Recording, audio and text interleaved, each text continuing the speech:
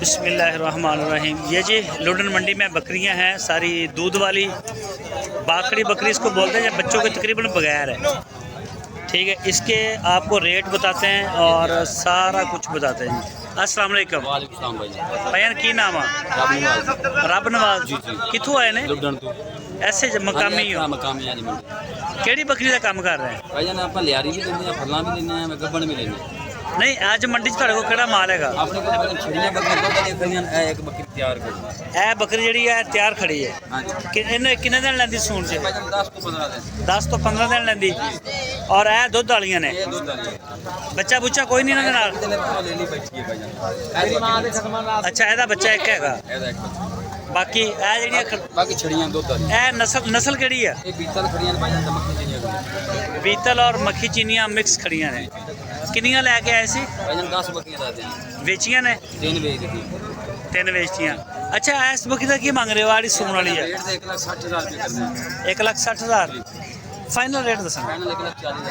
1,40,000। और आज दुध वाली है 1,10,000। 1,10,000 सिर्फ आने रेट दस दो जरा मैनू। ए जड़ियां ने ए बकरी भाई 85,000 दी। 85? हां जी। ए लेली वाली बकरी 1,20,000। 1,20,000 ते आ जेडी दुध वालियां 75,000 दी।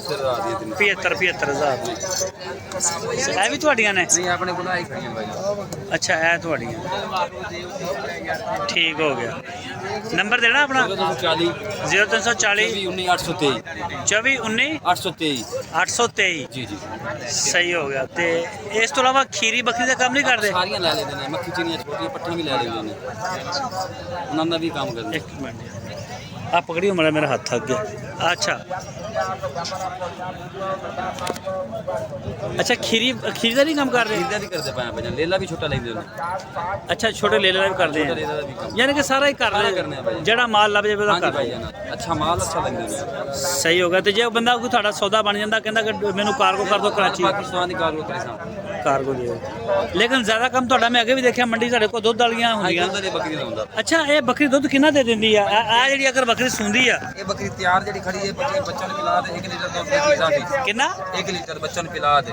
ਅਗਰ 2 ਬੱਚੇ ਹੁੰਦੇ ਨੇ? 2 ਬੱਚੇ ਹੁੰਦੇ ਨੇ, ਬੱਚਾ ਨੂੰ ਪਿਲਾਈ ਸੀ ਭਾਈ ਬਸ। ਹਾਂਜੀ। ਅਗਰ ਇੱਕ ਬੱਚਾ ਹੋਏਗਾ ਫਿਰ ਦੁੱਧ ਵੱਧ ਹੋਏਗਾ। ਦੁੱਧ ਵੱਧ ਹੋਏਗਾ। ਅਗਰ ਬੱਚਿਆਂ ਨੂੰ ਨਹੀਂ ਪਿਲਾਉਂਦਾ ਬੰਦਾ ਦੁੱਧ, ਫਿਰ ਸਾਫੀ ਕਿੰਨਾ ਹੋ ਜਾਏਗਾ? 2 ਲੀਟਰ एक टाइम का कि 2 टाइम का? 2 लीटर। अच्छा, 2 टाइम का 3 लीटर 2 टाइम का।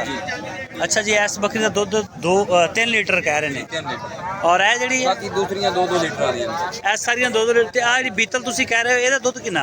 ਇਹ ਬੀਤਲ ਤਾਂ ਭਾਈਜਾਨ ਤਕਰੀਬਨ 3 ਲੀਟਰ ਦੁੱਧ ਦਿੰਦੀ ਇੱਕ ਟਾਈਮ ਦਾ 3 ਲੀਟਰ ਦੁੱਧ। ਅੱਛਾ अच्छा, ये दिंदी है 1.5-3 लीटर दुध दे दी। सही। नाम की दस्या सी? मोहम्मद रब नवाज।